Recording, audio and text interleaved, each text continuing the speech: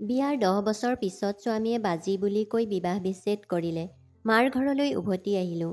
মাৰ ঘৰৰ কাম কৰা বাইজনীয়ে প্ৰতিদিনে ঘৰ চাফা কৰাৰ সময়ত মোৰ ওচৰত আহি কৈছিল, তোমাৰ জীৱন তোমাৰ মায়ে ধ্বংস কৰিলে। তেওঁৰ কথা শুনি মই বৰ আচৰিত হ'লোঁ। কিন্তু এদিন মা যেতিয়া বৰ অসুস্থ হৈ পৰিল, সকলোৱে তেওঁক চিকিৎসালয়লৈ লৈ গ'ল। চিকিৎসাৰ বাবে টকাখিনি আনিবলৈ যেতিয়া মাৰ কোঠালৈ গৈছিলোঁ, গডৰেজটো খোলাৰ লগে লগে মোৰ চকু এনে এটা বস্তুৰ ওপৰত পৰিল যে মোৰ মূৰটো ঘূৰাই গ'ল। কাৰণ তাত মোৰ স্বামী ৰাতিপুৱাই ঘৰৰ পৰা ওলাই গৈছিল, কিন্তু এতিয়াও উভতি অহা নাছিল। আন্ধাৰ হ'বলৈ ওলাইছিল আৰু আকাশত বিজুলীয়ে চিকমিকাই আছিল, আৰু তাৰ পিছত মাজে মাজে বজ্ৰপাতৰ শব্দ শুনা গৈছিল। এই সকলোবোৰ দেখি মোৰ বৰ ভয় লাগিছিল। মই অজিতক লৈ বৰ চিন্তিত হৈ পৰিলোঁ যে তেওঁ এতিয়াও ঘৰলৈ অহা নাই। ৰাতি যথেষ্ট দেৰি হৈছে। কিছু সময়ৰ পাছত অজিত ঘৰলৈ আহোঁতে তাক দেখি মোৰ হৃদয়খন সজীৱ হৈ উঠিল। ভয় খাই থকাৰ বাবে চকুৰ পৰা চকুলো ওলাই আহিল। মোক কান্দি থকা দেখি অজিতে সুধিলে, তুমি কিয় কান্দিছা? অজিতৰ প্ৰশ্নত মোৰ বৰ খং উঠিল। মোৰ চিন্তা লাগিছিল আৰু তাৰ ওপৰত এই বৰষুণ আৰু বিজুলী। মোৰ হৃদয়খন ভাঙি গৈছিল। মই ক'লোঁ, তোমাৰ ঘৰলৈ আহোঁতে ইমান দেৰি হৈছে। মোৰ তোমালৈ বহুত চিন্তা হৈছিল। অজিতে মোৰ হাতত ধৰি ক'লে, তুমি মোৰ কথা কিয় ইমান চিন্তা কৰিছা? মই ক'লোঁ, অজিত, মই তোমাক ভাল পাওঁ। মোৰ হাতত ধৰি অজিতে ক'লে, কিন্তু মই তোমাক ঘৃণা কৰোঁ। বিয়াৰ 10 বছৰত তুমি মোক কি দিলা? সন্তান জন্ম দিয়াৰ হেঁপাহে মোক ভিতৰৰ পৰাই খাই আছে। কিন্তু আমাৰ বিয়াৰ কিমান বছৰ পাৰ হৈ গ'ল। তুমি অন্তৰত আঘাত পাবা বুলি এই কথা কোৱা নাছিলোঁ, কিন্তু আৰু মই তোমাক সহ্য কৰিব নোৱাৰোঁ।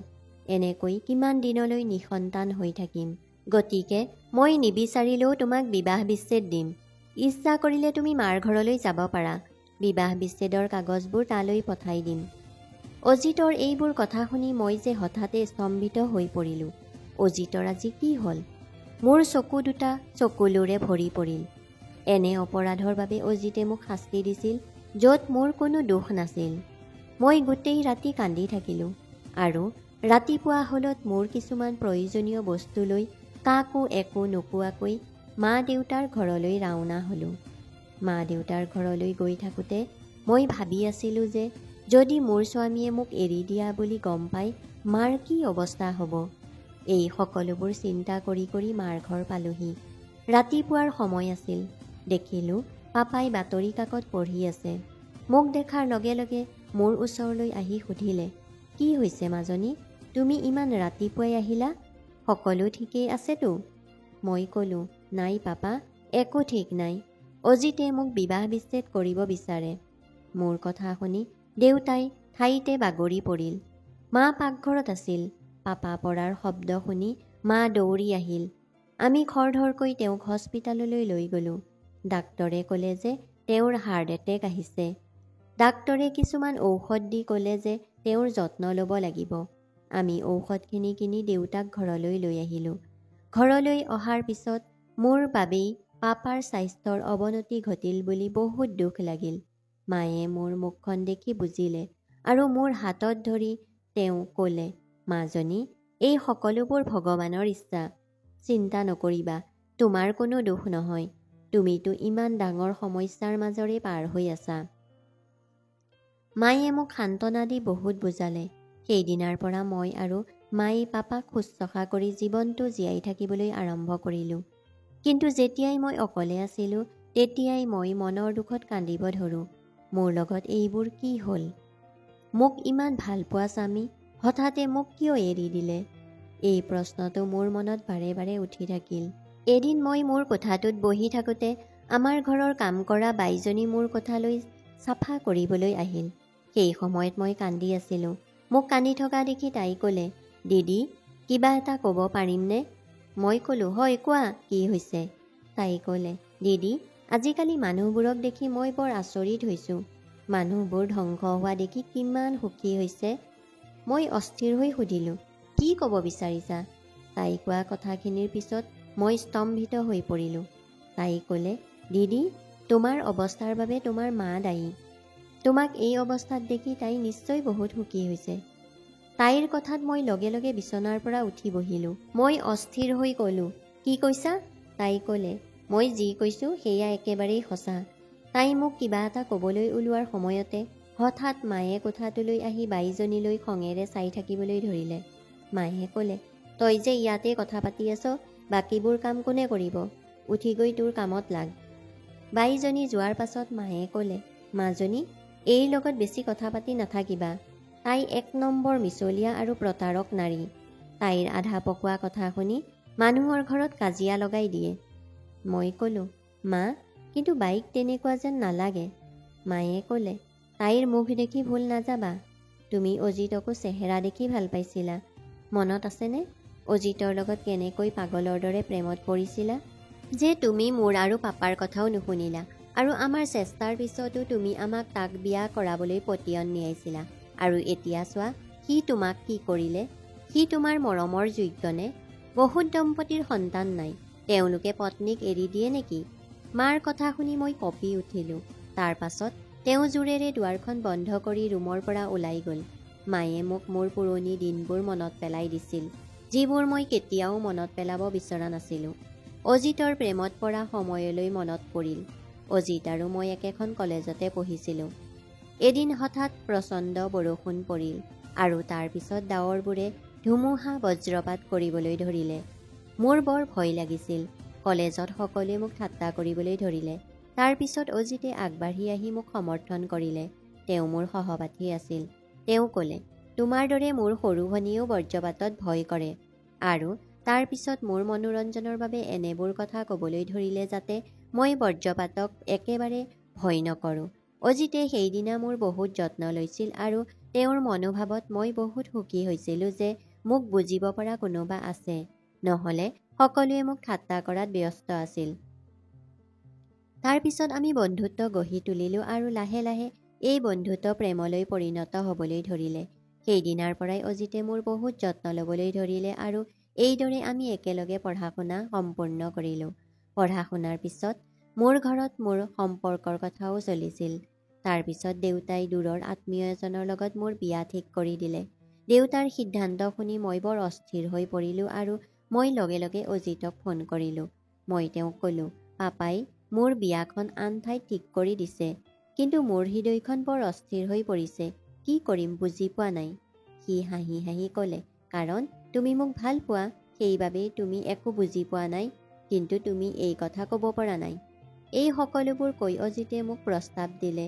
মই আনন্দত জঁপিয়াই খৰধৰকৈ ফোন ৰখাৰ পিছত ওলাই আহি মাক বিচাৰিবলৈ ধৰিলোঁ।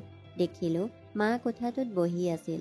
মই খৰধৰকৈ মাৰ ওচৰলৈ গৈ ক'লোঁ, মা, মই অজিতক ভাল পাওঁ। সেইবাবেই তোমালোকে মোৰ বাবে যি সম্পৰ্ক ঠিক কৰিছা, মই তাত বিয়া নকৰোঁ। মই মোৰ সহপাঠী অজিতক বিয়া কৰাম।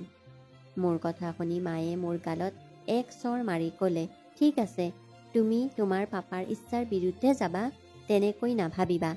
মাৰ এই মনোভাৱ দেখি মোৰ বৰ বেয়া লাগিল, কাৰণ আজিলৈকে তেওঁ মোৰ বিৰুদ্ধে কেতিয়াও হাত উঠোৱা নাছিল। কান্দি কান্দি মোৰ ৰুমলৈ গৈ ৰুমত আবদ্ধ হৈ পৰিলোঁ। ৰাতি পাপা ঘৰলৈ আহি মোৰ কথা সুধিলে। মায়ে পাপাক সকলো কথা ক'লে। তাৰ পাছত পাপাই মোৰ ৰুমত আহি মোক সুধিবলৈ ধৰিলে, তুমি নিজকে কিয় ৰুমত বন্ধ কৰি ৰাখিছা? তেওঁক দেখি মই কান্দিবলৈ ধৰিলোঁ আৰু গোটেই কাহিনীটো ক'লোঁ। পাপাই ক'লে, মাজনী, কিন্তু মই সেই মানুহবোৰক খবৰ দিছোঁ, গতিকে তোমাৰ বিয়া এতিয়া আমি ঠিক কৰা ঠাইতেই হ'ব। মই ক'লোঁ, পাপা, যিয়েই নহওক মই আন কাকো মানি ল'ব নোৱাৰোঁ, কাৰণ মই অজিতক ভাল পাওঁ আৰু তেওঁৰ অবিহনে জীয়াই থাকিব নোৱাৰোঁ। পাপা একো নোকোৱাকৈ কোঠাৰ পৰা ওলাই গ'ল।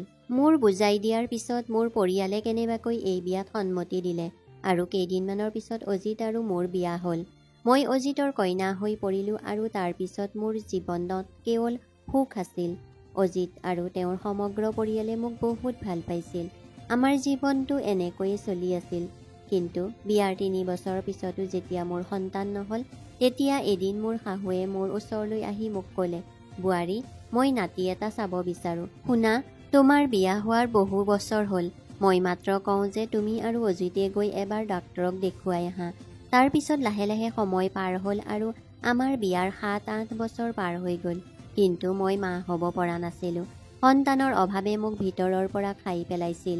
এতিয়া আটাইতকৈ ডাঙৰ সুখটো মোৰ বাবে অসম্পূৰ্ণ হৈ পৰিল। এদিন শাহুৱে অজিতক আকৌ বিয়া পাতিবলৈ ক'লে।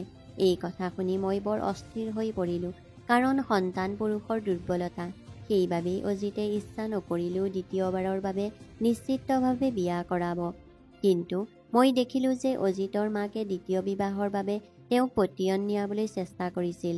তেতিয়া অজিতে দ্বিতীয় বিবাহৰ বাবে স্পষ্টকৈ অস্বীকাৰ কৰিছিল। শাহুৱে জোৰ দিলে, কিন্তু অজিতে এই কথাৰ পৰা আঁতৰি থাকিবলৈ ঘৰৰ পৰা ওলাই আহি আমি দুয়ো ভাড়া ঘৰত থাকিবলৈ আৰম্ভ কৰিলোঁ। এই সকলোবোৰ কথা মই মাক কৈছিলোঁ যে, মা, অজিতে মোক বহুত ভাল পায়। বিয়াৰ ইমান বছৰৰ পিছতো মই তেওঁক এটা সন্তান দিব পৰা নাই, আৰু তেওঁৰ পৰিয়ালে বিচাৰে যে তেওঁ পুনৰ বিয়া কৰাওক। কিন্তু তেওঁ মোক বহুত ভাল পায়, সেয়েহে তেওঁ পৰিয়ালৰ লোকৰ কথা নুশুনিলে। আগতে আমাৰ ঘৰত এই বিষয়টোক লৈ দৈনিক কাজিয়া চলিছিল। ইয়াৰ বাবেই তেওঁ মোক আন এটা ঘৰ দিলে, য'ত আমি বহুত আৰামত আছোঁ। মায়ে ক'লে, ঠিকেই আছে, ভাল হৈছে, তোমাৰ পচন্দ বহুত ভাল। তুমি নিজৰ বাবে বহুত চিন্তাশীল সিদ্ধান্ত লৈছা। মাৰ কথাত হাঁহি উঠিল। আমাৰ জীৱনটো অতি সুকলমে চলি আছিল। আমাক পতি পত্নীলৈ চাই এনে লাগিল যেন আমি ইজনে সিজনৰ বাবেই সৃষ্টি হৈছোঁ। মোৰ প্ৰতি অজিতৰ মৰম দেখি মই কেতিয়াবা ভাবিছিলোঁ যে হয়তো মই পৃথিৱীৰ আটাইতকৈ ভাগ্যৱান নাৰী। অজিতৰ দৰে স্বামী কোনে পালে? কিন্তু হঠাৎ অজিতৰ আচৰণ সলনি হ'বলৈ ধৰিলে আৰু এদিন মোক সৰুকে ঠাট্টা কৰি ঘৰৰ পৰা বাহিৰ কৰি দিলে আৰু মোক বিবাহ বিচ্ছেদ কৰিলে। কি দিন হেৰুৱাইছিলোঁ। মাত্ৰ ভাবিলেই মোৰ মূৰটো ফাটি যোৱা যেন লাগে। কোঠাৰ পৰা ওলাই আহি হাত ধুই চোফাত বহিলোঁ। এতিয়া মই আগৰ দৰে নাছিলোঁ। যিয়ে আগতে সৰু সৰু কথাত হুলস্থুল কৰিছিল, এতিয়া মই বিবাহ বিচ্ছেদৰ বোজা বহন কৰিবলগীয়া হ'ল। মোৰ শেঁতা মুখখন দেখি মায়ে বৰ আচৰিত হৈ মোৰ ফালে চালে। তাৰ পিছত তেওঁ মোৰ বাবে খাদ্য প্ৰস্তুত কৰিলে আৰু আমি সকলোৱে একেলগে খালোঁ। পিছদিনা যেতিয়া আমাৰ ঘৰৰ বাইজনী আকৌ আহিল, মোক অকলে বিচাৰি তাই আকৌ একেখিনি কথাই আওৰাই ক'লে। কিন্তু আজি তাইৰ কথাবোৰ বৰ কঠোৰ আছিল। তাই ক'লে, তোমাৰ মাক নহয়, যিয়ে তোমাৰ লগত এই সকলোবোৰ কৰিলে, আৰু তুমি নিঃসন্তান হৈ পৰিলা, আৰু তোমাৰ স্বামীয়ে তোমাক বিবাহ বিচ্ছেদ কৰিলে। এতিয়া মই তাইক কিবা এটা সুধিব ধৰিলোঁ। তেনেতে মায়ে কোঠাটোত সোমাই বাইক ক'লে, কাপোৰ বহুত আছে, সোনকালে ধুই লহি। কিন্তু সেইদিনা মই বায়ে কোৱা কথাখিনিত ভাবিবলৈ বাধ্য হৈছিলোঁ। তাই কিয় এনেকুৱা কথা কৈছে? মোৰ সুখক লৈ মায়ে কিয় ঈৰ্ষা কৰিব? তেওঁ মোক সুখী দেখিবলৈ বিচাৰে।